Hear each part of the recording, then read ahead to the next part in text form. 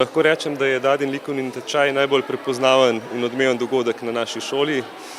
Poteka v spomin na našo likovno pedagoginjo Dado. Sodeluje že letos 53 šol iz 8 različnih držav. Otroci so se zelo potrudili in so res pokazali veliko talenta. Tukaj lahko občudujete njihove umetnine.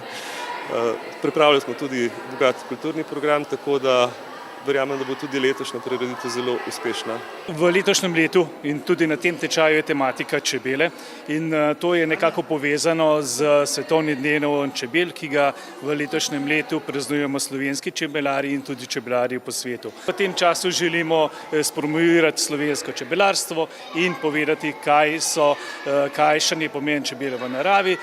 Je pa to dejstvo tudi, da imamo Slovenci dolgo čebelarsko tradicijo, na katerega smo lahko zelo ponosni in v svetu slovimo kot vodilna čebelarska država. Mestna občina Kranj je zelo zainteresirana za take tečaje. Zelo smo veseli, da je osnovna šola ta tečaj dela že 12 let. Kakor sem informiran, je na tem tečaju sedaj 8 držav in preko 50 šol. To je zelo super in jaz upam, da bo šola delala tako še naprej, da se bodo tudi drugi v Kranju zgledovali po tej šoli in da se bomo lahko hvalili, da delamo in še enkrat delamo.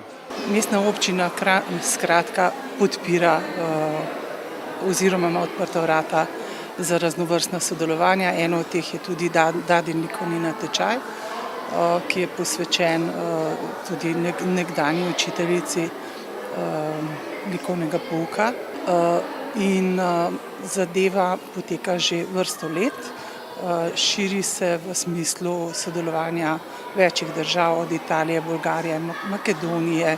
Mislim, da eno leto je bila Turčija in ne vem, če ni bil še tudi Izrael prisoten s svojimi risbicami. Tako da vsako leto je neka druga tema, začelo se je s cvetjem.